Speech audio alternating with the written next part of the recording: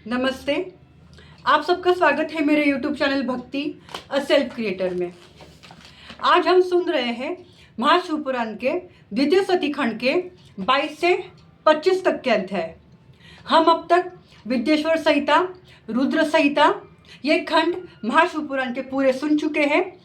द्वितीय सती खंड के हम 1 से 21 तक के अध्याय देख चुके हैं।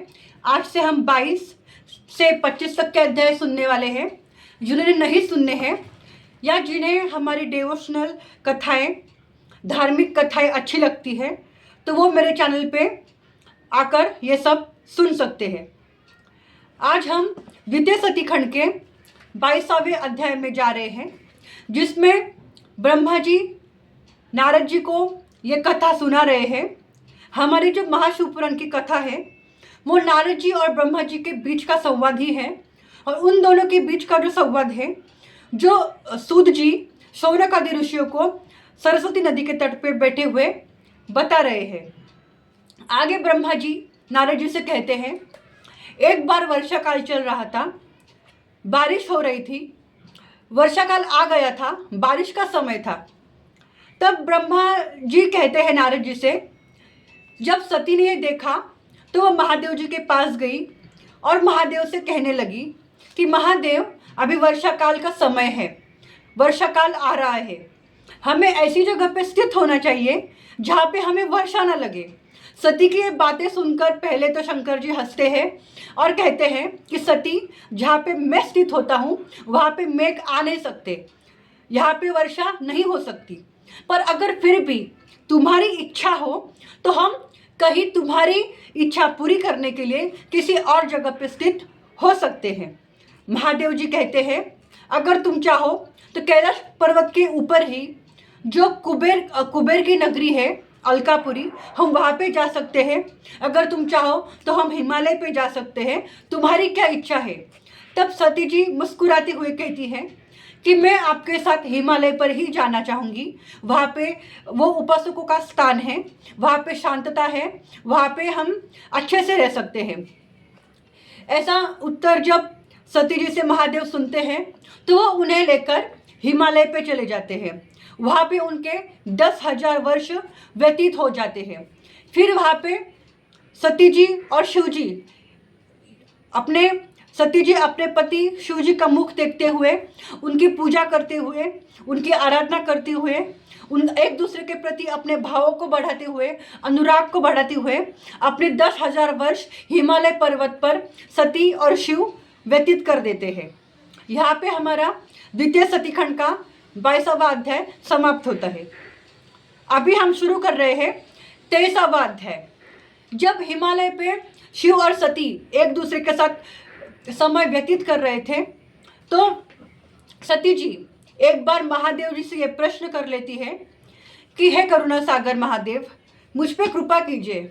मेरे मन में ऐसे प्रश्न आ रहे हैं कि ये जो मानव है, ये जो मनुष्य है, वो भोगों में इतना घिरा हुआ है, उसके मन को भटकाने वाले इतने दुनिया में मार्ग है। ऐसे संसार से वो कैसे तरेगा?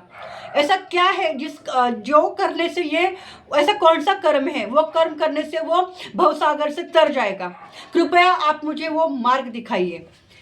इस पर महादेव जी सती जी को यह उत्तर देते हैं कि हे महिषानी, जो इस भवसागर से मुक्ति चाहता है उसके लिए एक ही मार्ग है, भक्ति। भक्ति जो है वो जीवों का उद्धार करने वाली है। ये सबको परम प्राप्ति करा देती है। आगे महादेव जी कहते हैं कि जीवों को अपना उद्धार करने के लिए 2 ही परम तत्व है।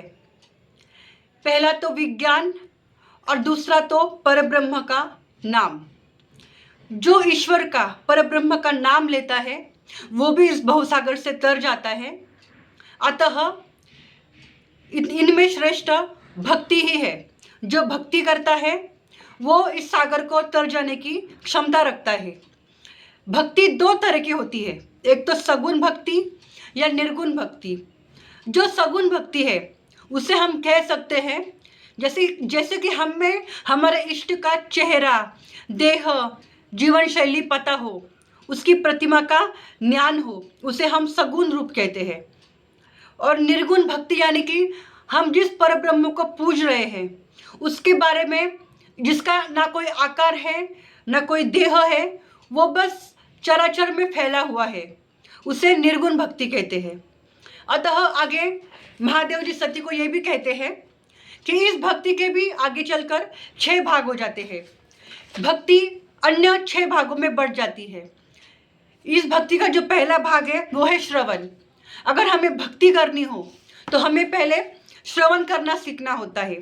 ईश्वर का चरित्र, उसके गुण, उसके बारे में ज्ञान, जो उसकी कथा है, सुन के हमें श्रवण करना होता है। और श्रवण करने के बाद भी वो हमारे देह से, हमारे बुद्धि से ना जाए, हमारे हृदय में, हमारे आत्मा में हमेशा के लिए बस जाए, इसके लिए हमें उसका श्रवण के बाद कीर्तन करना होता है। कीर्तन के बाद हमें उसका वारंवार स्मरण करना होता है। हमें हमारे ईश्वर के प्रति पूर्णतः आत्मसमर्पण करना होता है। उनके प्रति हमें दास्य भाव रखना होता है। उनकी अर्चना करना, उनकी पूजा करना, उनके प्रति सख्यता रखना, ये हमारा परम कर्तव्य होता है। ऐसा महादेव जी सती को कहते हैं। फिर आगे वो कहते हैं कि सभी युगों में, जितने भी युग हैं, द्वापर युग, सतयुग, त्रेता युग, कलयुग, इनमें भक्ति ही श्रेष्ठ है, क्योंकि भक्ति ही विशेष फलदायी होती है। वो कहते हैं, महादेव जी कहते हैं कि मैं स्वतः भक्ति के वश में हूँ। संसार में जो भी मेरी भक्ति करता है, मैं उनकी सदैव सहायता करता हूँ तथा उनके शत्रुओं को दंड देना मेरा कार्य रहता है। आगे महादेव जी कहते हैं, इसलिए तो मैंने काम को अपने तीसरे नेत्र से भस्म कर दिया, क्योंकि भक्ति से ज़्यादा श्रेष्ठ और कुछ भी नहीं है। फिर आगे महादेव कहते हैं कि तुमने भक्ति का यह महात्म्य पूछा है, क्या तुम और कुछ जानना चाहोगी? तब उत्सुकता में सती जी महादेव से ये पूछ लेती है कि आप हमें भक्ति कांड, श्रद्धा, पूजा, लोगों में सुख कैसे बढ़े, जीवों का उद्धार कैसे हो, जन्म, मंत्र, शास्त्र, इनकी भी विशेषता आप मुझे बताएं। जब महादेव सती जी से ये प्रश्न सुनते हैं तो प्रसन्न होते हैं और वो उन्हें प्रसन्न होकर प्रेम पूर्वक सामुद्रिक शास्त्र, ज्योतिष शास्त्र, स्त्री धर्म, वेदों, राजधर्म, पुत्र धर्म, इन सब बारे में सती जी को ज्ञान प्रदान करते हैं। और फिर यह सब जब वो अपना ज्ञान प्रदान कर देते हैं तो वो अन्यत्र दूसरे विभागों में भी सती जी के साथ विहार करते हैं। अब तक हमने जो सुना वो था द्वितीय सती खंड का 23वां अध्याय। अभी हम शुरू कर रहे हैं द्वितीय सती खंड का 24वां अध्याय, जिसमें आता है सती की शंका। फिर जो सती और शिव जी का जो संवाद है, ये ब्रह्मा जी नारद जी को कह रहे हैं। फिर नारद जी ब्रह्मा जी से प्रश्न करते हैं कि आपने मुझसे कहा कि सती और शिव ये हिमालय के पर्वत पर विराजमान हो जाते हैं।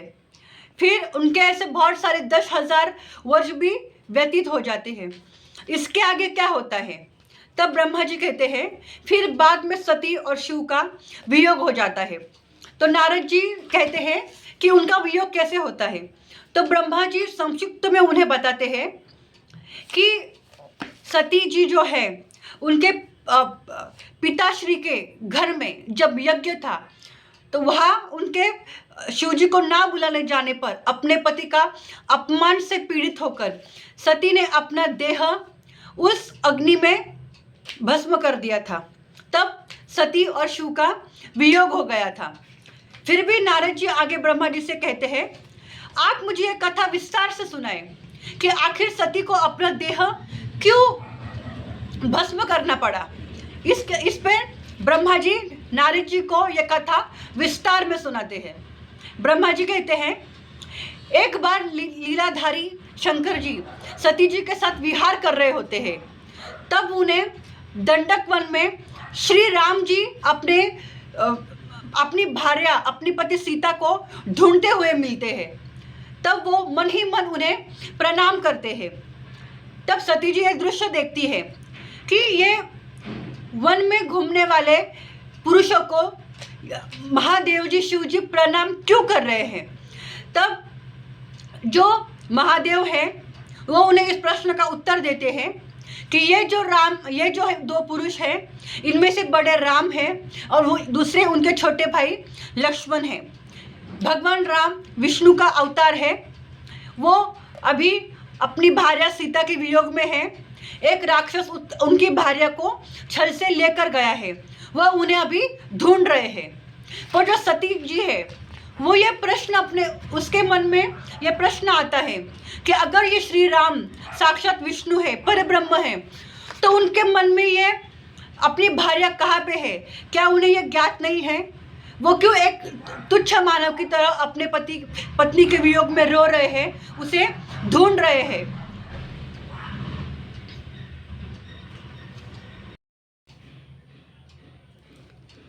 शंकर जी की माया से सती मोहित हो गई थी। उन्हें अपने स्वामी के शंकर जी के कहने पर विश्वास न हुआ। उनकी ये शंका देख महादेव जी ने सती से कहा, अगर तुम्हें मेरे कथन पर विश्वास नहीं हो रहा है तो तुम चाहे तो राम की परीक्षा ले लो, तुम्हें पता चल जाएगा कि वो साक्षात भगवान विष्णु ही है। तुम चाहे वैसे उनकी परीक्षा लो। फिर जो सती है उनकी परीक्षा लेने के लिए दंडक वन में चली जाती है, जहाँ पे राम सीता को खोज रहे होते हैं। तभी सती ये सोचती है कि मैं इनकी परीक्षा कैसे लूँ। तो फिर उनके मन में एक विचार आता है कि राम की अर्धांगिनी को एक राक्षस हर ले गया है, क्यों ना मैं उसी का रूप लेकर राम के सामने जाऊँ। अगर वो ईश्वर होगा तो जान जाएगा कि मैं सीता नहीं हूँ, और अगर ना पहचाने तो ये सिद्ध हो जाएगा कि वो एक सर्वसामान्य पुरुष है और कुछ भी नहीं। फिर जो देवी सती होती है वो सीता का रूप लेकर भगवान श्री राम के आगे पहुंच जाती है।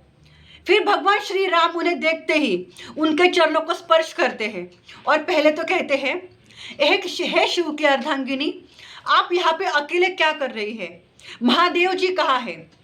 यह सुनते ही सती चकित हो जाती है कि मैंने इन पे कैसे शक कर लिया, मुझसे बहुत बड़ी गलती हुई। उन्हें पछतावा होता है। वो अपने असल रूप में आकर राम जी से ये प्रश्न करती है कि हे राम, मैं आपसे एक प्रश्न का उत्तर जानना चाहती हूँ कि आखिर मेरे स्वामी भगवान शिव ने, महादेव ने आपको प्रणाम क्यों किया है। इस पर यह बात सुनकर राम जो है माता सती को उत्तर देने के लिए तैयार हो जाते हैं। यहाँ तक हमने जो सुना वो द्वितीय सती खंड का 24वां अध्याय है। अभी हम शुरू कर रहे हैं 25वां अध्याय, जिसमें राम जी सती के प्रश्न का उत्तर देते हैं। राम जी कहते हैं, बहुत समय पहले शिव जी ने विश्वकर्मा को बुलाकर एक बहुत बड़ा भवन निर्माण किया था। वहाँ पे गौशाला बनाई थी, एक दिव्य छत्र भी बनाया था। वहाँ पे सभी देवताओं, ऋषियों, मुनियों, ब्रह्मा, सभी अप्सराओं आदि सभी को बुलाकर एक बड़ा उत्सव किया गया था। वहाँ पे संगीत वाद्यों को चलाना चल रहा था। एक बहुत बड़ा समारोह आयोजित किया गया था। वहाँ पे एक दिव्य सिंहासन भी था। वहाँ पे भगवान शिव जी पधारे। उन्होंने मुझे उस सिंहासन पे बिठाया। सभी ब्रह्मा और आदि देवताओं को ये आज्ञा की कि ये विष्णु उसी आदर का योग्य होगा जिस आदर का भगवान शिव जी है। आपको मेरे प्रति जितना आदर, भक्ति, प्रेम है, उतनी ही भक्ति, उतना ही प्रेम, उतना ही आदर, उतनी ही निष्ठा, श्रद्धा, तपश्चर्या आपको भगवान विष्णु जी को भी अर्पित करनी होगी। तब से लेकर सब भगवान विष्णु जी और मैं विष्णु और भगवान शिव का एक ही स्थान है। तब भगवान शिव जी ने मुझे वरदान दिया कि मैं ही सभी लोगों का कर्ता, भर्ता और सहर्ता बनूंगा। मैं दुष्टों का नाश करूंगा और शासनकर्ता बनूंगा।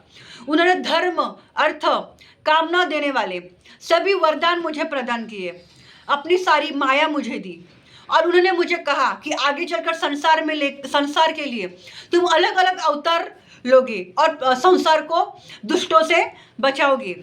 इसलिए मैं विष्णु अभी राम रूप में अवतरित हुआ हूँ और मेरी भार्या सीता को एक राक्षस क्षण से हर ले गया है। मैं उसे खोज रहा हूँ। जब ये उत्तर सती राम से सुनती है तो उसका मन तृप्त हो जाता है, शांत हो जाता है। फिर वह श्री राम को प्रणाम कर कर अपने स्वस्थान कैलाश पर चल पड़ती है। उन्हें अपने ऐसे कर्म का पछतावा होता है क्योंकि उन्होंने सीता का रूप लेकर राम के पास जाने की कार्य किया होता है। जब वो कैलाश पर्वत पर वापस जाती है तो भगवान शिव जी उनसे ये प्रश्न करते हैं, क्या तुम्हारे प्रश्न का निरसन हो गया है, तुम्हारे शंका का निरसन हो गया है? तब सती जी बस उनके सामने चुपचाप खड़ी होती, कुछ भी नहीं कहती है।